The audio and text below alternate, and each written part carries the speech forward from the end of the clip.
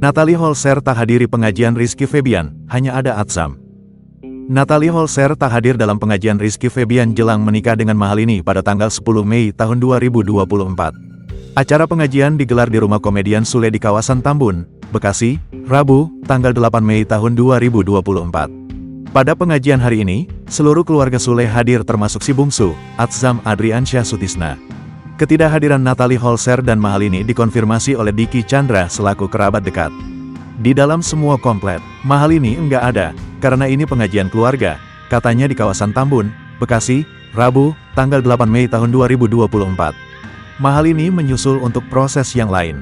Natalie enggak hadir, tapi Atsam ada, lanjutnya. Saat pengajian hari ini, Diki mengatakan bahwa Rizky Febian tak kuasa menahan air matanya jelang pernikahannya tersebut. Rizky Febian tadi sangat terharu, sampai menangis, ia pastilah akan menginjak kepada kehidupan yang baru, ungkap Diki.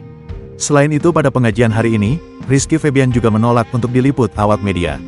Sebelumnya, Mahalini dan Rizky Febian telah menggelar upacara adat Bali jelang pernikahan, yaitu Dharma Suaka dan Mepamit pada tanggal 5 Mei tahun 2024.